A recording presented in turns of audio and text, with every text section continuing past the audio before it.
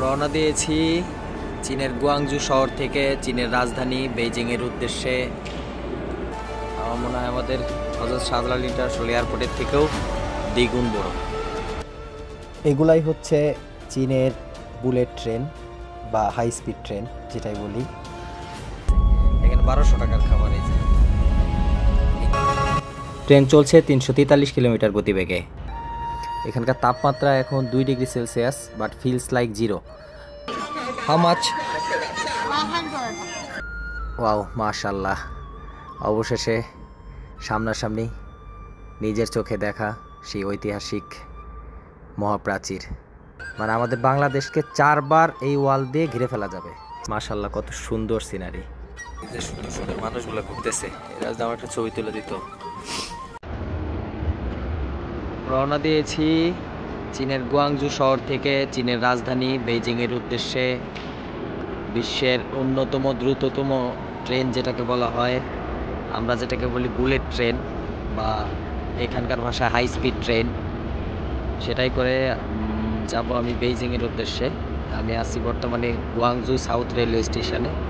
এটা কেউ দেখে বিমানবন্দর ভাববেন না, কোনো কোনো দেশের বিমানবন্দরের থেকেও এটা উন্নত একটা রেলওয়ে স্টেশন। এইখান থেকেই আমার দ্রুতগামী ট্রেনটি ছেড়ে যাবে, যেটা যাইতে 7.5-8 ঘন্টার মতো লাগবে। এই 2100 কিলোমিটার রাস্তা, কিন্তু যাবে মাত্র 7.5-8 ঘন্টায়। এটার সামনে কিভাবে যাইতে হবে, যাইতে যাইতে কী দেখবো, নেক্সট ক্লিপে থাকবে। গুয়াংজু সাউথ রেলওয়ে স্টেশনের সিনারি বিশাল বড়। আমার মনে হয় আমাদের হযরত শাহজালাল ইন্টারন্যাশনাল এয়ারপোর্টের থেকেও দ্বিগুণ বড়। যে কেউ এখানে প্রথমে আসলে এটা কনফিউজড হয়ে যাবে, এটা কি স্টেশন। মানে যে কেউ বলবে এয়ারপোর্ট, বাট অরিজিনালি এটা হলো একটা রেলওয়ে স্টেশন।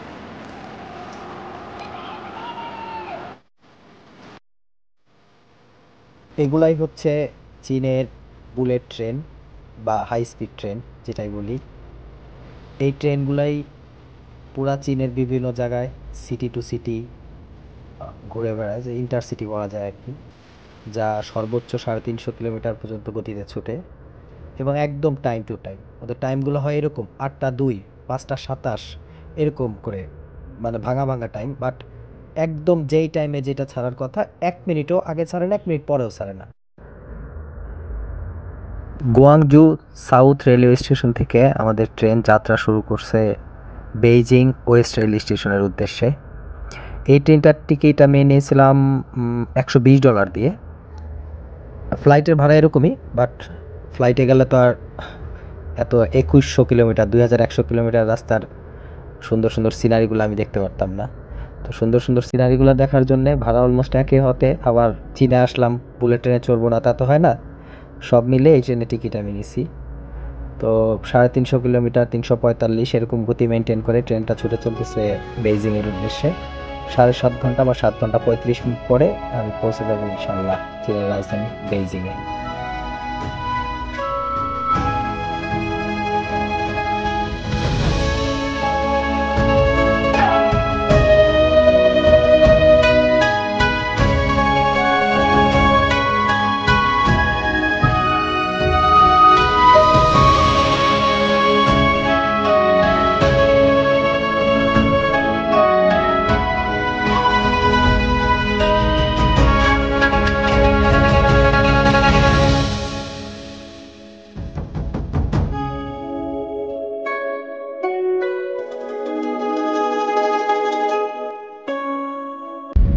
চীনে এসে হাই স্পিড ট্রেনে চড়তে হলে খাবার বাইরে থেকে নিয়ে আসতে হয়। এটা হলো সব থেকে সাশ্রয়ী পদ্ধতি। আমি এটা আগে থেকে জানতাম, বা ভুলে গেছিলাম, মনে ছিল না, তাড়াহুড়া করে উঠে গেছি খাবার ছাড়াই।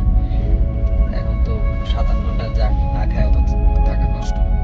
দুপুরে খাবার টাইম হয়ে গেছে, বাধ্য এখান থেকে খাবার কিনলাম।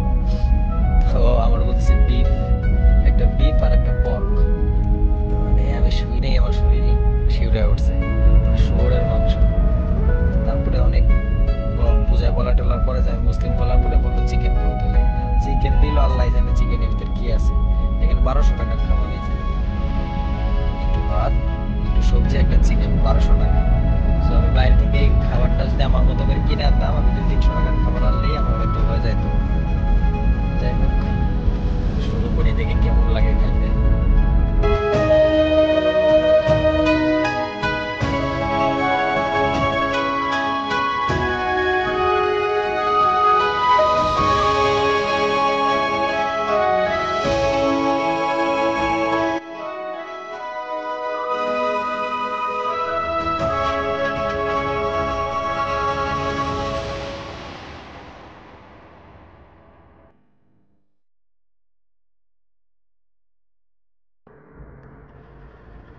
অবশেষে হাই স্পিড ট্রেন থেকে নেমে এখন আমি ট্রেন স্টেশনের বাইরে, ওই যে দেখা যাচ্ছে ওইটা হলো সেন্ট্রাল রেলওয়ে স্টেশন বা ওয়েস্ট রেলওয়ে স্টেশন বলে বেইজিংয়ের।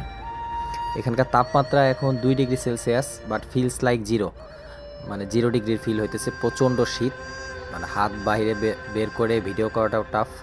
রেখে দিচ্ছি, চলে যাচ্ছি হোটেলের দিকে, চেক ইন করবো, রেস্ট করব, সকালে যাব চায়নার সে বিখ্যাত মহাপ্রাচীর বা গ্রেট ওয়াল।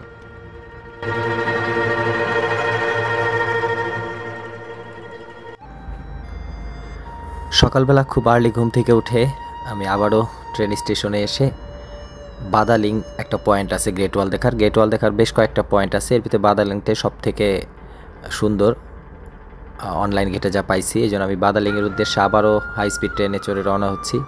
দূরত্ব 70 থেকে 80 কিলোমিটার, সময় লাগবে 22 মিনিট। এইটা একটা ফার্স্ট ক্লাস সিট। এই সিটের ভাড়া পড়ছে আমার $4 মতো, $4.19, বাংলাদেশি টাকায় কত হবে, 550 মতো হবে অ্যাপ্রক্সিমেটলি।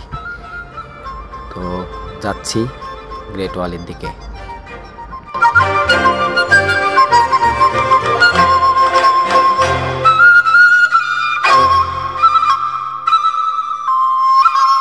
ট্রেন থেকে নেমে যাচ্ছি গ্রেট ওয়ালের পথে।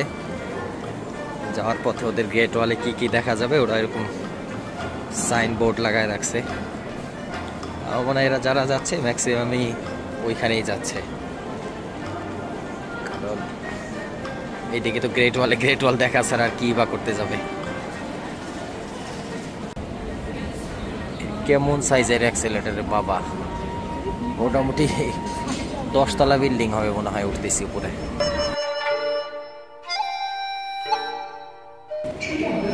ট্রেন থেকে বেরোয়ার সময় এখান থেকে পাসপোর্ট স্ক্যান করে, যাদের আইডি আছে আইডি, যাদের আইডি নাই পাসপোর্ট স্ক্যান করে বেরোতে হয়। গ্রেট ওয়ালের পথে এখান থেকে গ্রেট ওয়ালের মনে হয় টিকিট নিতে হয়, মনে হয় না শিওর। এইখানে কাউন্টার, এই যে এখান থেকে টিকিট নিব, দেখি কত করে টিকিট। নি হাও, হাউ মাচ? 100। ওকে, টিকিট নিয়ে নিছি। এখন কইয়ে যাইতে হবে, দেখি জিজ্ঞাসা করে দেখি মানুষের কাছে কোনো রাস্তায় না বলতে পারে কিনা।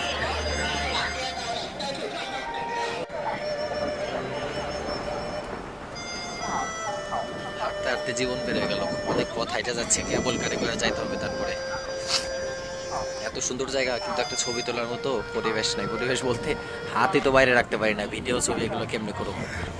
টেম্পারেচার -2 ডিগ্রি, আমি তো হাত পকেটে রাখতে হয় সবসময়। প্রথমে একটা টিকিট নিয়েছিলাম হলো এটা কেবল কারে ওঠার, যেটা নিচে 100 RMB। এখন 35 RMB দিয়ে আর একটা আবার নিলাম। এইটা হলো গ্রেট ওয়ালে ভিজিটর ফি। মোট 135 RMB খরচ হয় গ্রেট ওয়াল দেখার জন্য। গ্রেট ওয়ালের যেই পয়েন্ট থেকে আমরা টিকিট নিলাম, ওইখান থেকে গ্রেট ওয়ালে পাহাড়ের ঢালু অনেকটা উপরে উঠতে হয়, এটা একটা ট্রেনের মতো বা কেবল কার বলে, মানে কেবল দিয়ে টেনে এটা উপরে উঠায়। তো এটাতে করে উপর দিকে যাচ্ছে, এটা কয়েকশো ফিট উপরে হবে। এটা পায়ে হেঁটে উঠতে গেলে কয়েক ঘন্টা লেগে যেত। সো কিছু ফি দিয়ে পায়ে হেঁটে ওঠার কোনো অপশনই রাখে না ওরা, টাকা দিয়ে এটাতে করে উঠতে হয় সেফটির জন্য। তো যাচ্ছি উপর দিকে, আমি খুবই এক্সাইটেড। সপ্ত আশ্চর্যের একটা কিছু দেখা বা মানুষের তৈরি সব থেকে বড় স্থাপনা দেখতে যাচ্ছি আমি, এটা ভাবতেই দারুণভাবে এক্সাইটেড আছে। রাতে এখানে -7 ডিগ্রি সেলসিয়াস তাপমাত্রা থাকায় প্রচুর বরফ পড়েছিল।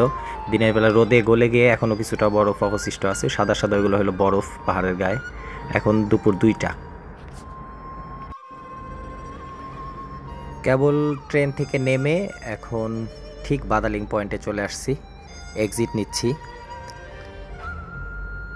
ওয়াও, মাশাআল্লাহ, অবশেষে সামনাসামনি নিজের চোখে দেখা সেই ঐতিহাসিক মহাপ্রাচীর। প্রায় 21,000 কিলোমিটার লম্বা এই মহাপ্রাচীর, যেটা 21,000 কিলোমিটার বিভিন্ন অংশে খণ্ড খণ্ডে ভাগ করা আছে, যদিও একসাথে না। অনেক অংশ আবার এখান থেকে হয়ে গেছে, ধ্বংস হয়ে গেছে, অনেকটা আবার ধ্বংস করছে ওদের প্রয়োজনে। বাট এখনও মনে হয় প্রায় 12-13,000 কিলোমিটার আছে আর কি, অবশিষ্ট আছে। তো মজার একটা ব্যাপার কি, আমাদের বাংলাদেশের পুরা আয়তনটাকে মানে যদি পুরা বর্ডারটাকে হিসাব করি প্রত্যেকটা দেশের সাথে, 5,500-এর মতো আমাদের পুরা বাংলাদেশের বর্ডার। তো 5,500 হলে এটা হলো 21,000 কিলোমিটার, মানে আমাদের বাংলাদেশকে 4 বার এই ওয়াল দিয়ে ঘিরে ফেলা যাবে। 4 বার, 4 টাইমস বাংলাদেশকে ঘিরে ফেলা যাবে। এত বড় একটা মানুষের তৈরি ওয়াল এটা। এই যে দেখা যাচ্ছে ওয়ালগুলা, অনেক টুরিস্ট এখানে, কিন্তু তাপমাত্রা মানে খুবই কম তাপমাত্রা এখন এখানে, জিরোর থেকে বড় কথা এত বাতাস মানে দাঁড়িয়ে থাকা কষ্ট। বাতাসে শীতটা আর বেশি ফিল হচ্ছে, আর আমরা তো সাধারণত শীতের দেশের লোক না, সো খুবই কষ্ট হচ্ছে।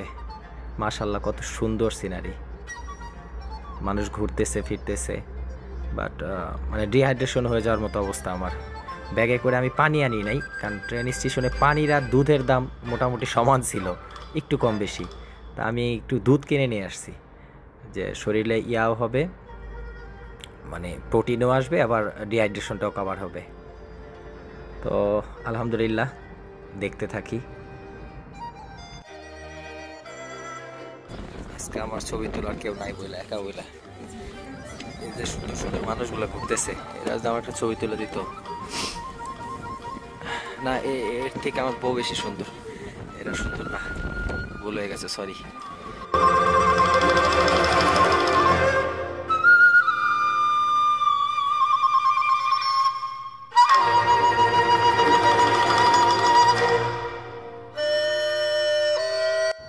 আমাকে একা একা সেলফি তুলতে দেখে চাইনিজ এক ভাই আমাকে নিজেই উইলিংলি বলল যে ভাই হেল্প লাগবে কিনা। আমি বললাম প্লিজ। পরে উনি কয়েকটা ছবি তুলে দিল। যাক, ধন্যবাদ ওনাকে, ওনার জন্য কয়েকটা ছবি তুলতে পারছি আর কি। আবারও কেবল কারে করে এবার নিচের দিকে নামতেছি, ফিরে যাব বেইজিং শহরে। আগামীকালকে বেইজিং শহর এক্সপ্লোর, তারপরের দিন আবার গুয়াংজু ইনশাল্লাহ। এগুলো হলো পাওয়ার ব্যাংক, প্রত্যেকটা বক্সে গ্রিন কালার যা দেখা যাচ্ছে প্রত্যেকটা একটা পাওয়ার ব্যাংক। চায়নার বিভিন্ন জায়গায় এই মেশিনগুলো থাকে আর কি।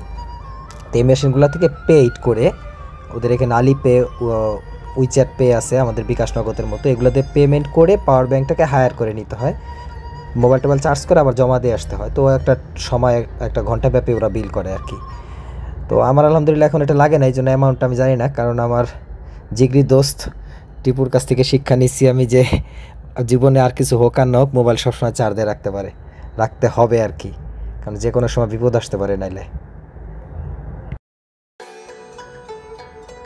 চলে আসছে আমার বুলেট ট্রেন, এটাতে করে ফিরে যাব বেইজিং শহরে। রাত থেকে আগামীকালকে যাব বেইজিংয়ের ফরবিডেন সিটিতে। দেখা হবে ফরবিডেন সিটির ভিডিওতে। ততক্ষণ পর্যন্ত আল্লাহ হাফেজ।